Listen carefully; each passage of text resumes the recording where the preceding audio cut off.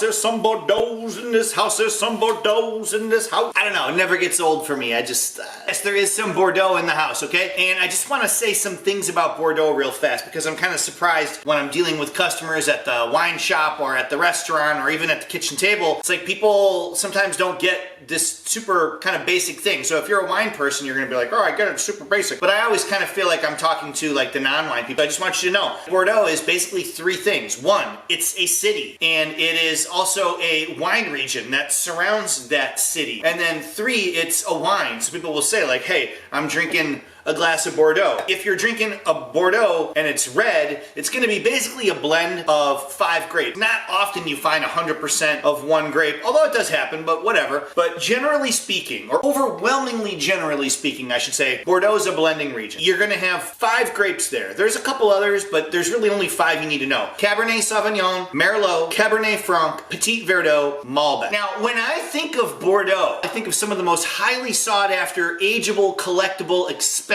most prestigious wines on the planet. When I think of Bordeaux, I don't think of like, hey, there's a lot of value there. But guess what? Cheap Bordeaux in this house. Bordeaux was first planted by the Romans because the Romans just, I don't know, they like had it clocked. They just figured it out. Soil, the weather, the thing, the blah, blah, blah. And then it was kind of fought over by the French and the English for a long time. And the English, I think, wound up kind of getting kicked out. But while they were there, they became like hooked on Bordeaux. And their navy went all over the place and it brought Bordeaux all over the planet. Now I just want to put up a map real fast of Bordeaux because I want you to see something. There is this like waterway that comes in from the Atlantic, and at the top it's called the Gironde, and as it gets down it splits into two. And then you've got the Garonne and the Dordogne River. The left side of that river is called the left bank, and the right bank is called the right bank. The left bank is like the Las Vegas Strip. Aria, Wynn, restaurants, rappers, Floyd Mayweather's hanging out. Now if you go to the right side of that river, the right bank, that's kind of like downtown Las Vegas. Tourists from Ohio, bargain seekers, gambling addicts, freakazoids looking for a deal. You know, that's kind of where I stay. For the most part, it's a lot more accessible. The Golden Nugget is a fucking kick-ass hotel with an amazing pool where you can play $3 blackjack standing in water up to your knees. What the hell's wrong with that? My point is this, that you can actually find some good value from Bordeaux. Maybe not from the left bank, but from the right bank, especially in a great vintage like 2018. And one of my favorites is this Chateau Roc De Levraut. And I like it because it tastes like what I think Bordeaux used to taste like 20 plus years ago, when things were like a little bit more classic leaning, before climate change started to make everything a little bit more riper. And if you want to figure out what Bordeaux tastes like, drink a couple bottles of this, not all at once. And I think if you really study this wine, you open it, it tastes like one thing, you give it some air, it starts to change. It's drinking good now. You could probably age this for 2 or 3 years, and you could open up a bottle every 6 months. This winery, this winemaker, I think his name is Remi Ballarin. Roc De Levraut was founded in 1923 by his family, the Ballarin family. And the name refers to like this rocky soil that they have, categorized by like limestone and clay. The Roc De Levraut estate is basically based on Merlot, Cabernet, and Cabernet Franc. So it's like about 30 kilometers south of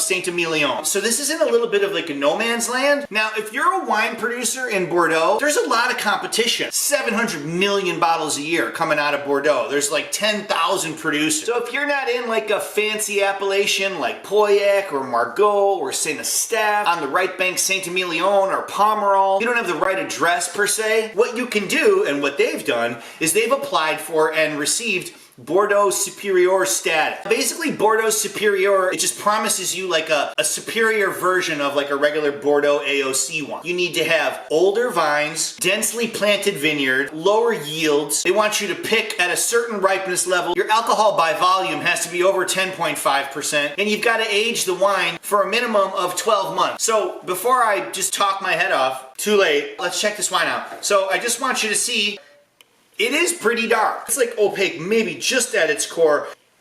But when you smell it, it smells like savory herb. It's not a big fruity wine coming out of the glass. It's not a super active nose. Olive tamponade, iron, iodine, tart cherry, almost like a torched orange rind. So if I'm in a blind tasting scenario, the thing that I always think of when I think of Bordeaux, I always think of pencil lead. I don't really get a ton of that here. And I think that's more something that I associate with left bank producers that are more Cabernet dominant. Over here on the right bank, these tend to be Merlot based. Let's see what it tastes like. mouth-watering acid. Underripe blueberries that still have some tang to it. Tar, leather, rose petals, charcoal. This is a terroir-driven wine. So if I were blind tasting this, I would say Italian, I guess right bank Bordeaux wine, GSM kind of thing from the south of France that's still pretty rustic. I would maybe say Washington State, maybe Walla Walla. I don't know. It tastes old world. It's complex. It opens up in the glass. And I'm going to tell you how much this bottle was, and you're going to flip, okay? I bought it for $8.99. I bought this at Binny's, which is a big chain store here, and I went onto their website, and this is the review that they give it. A luxurious dark chocolate note that emerges in the finish. Round, rich, and oh so satisfying. Tons of juice for the money, a diamond in the rough. Their sentiment is that this is a good wine for a good price, and I agree with that, but those tasting notes do not represent at all what's in this wine. This is not a luxurious dark chocolate note that is round and rich and oh so satisfying. To me, that just means they're trying to dumb the wine down so like some, you know, fat ass American will go out and buy it. But we don't need to drink super dumb palated wine, right? We need to drink like classic styles from classic regions, and I think this kind of fits. So again, if you need like a cheap way into like a classic, prestigious, and very, very important wine region, this is not a bad way to get in. Chateau Roc De Levraut, mise en beauté at the chateau, baby, whatever that means, okay? Bordeaux Superior in the hizzle. All right, I'm joking about that whole thing.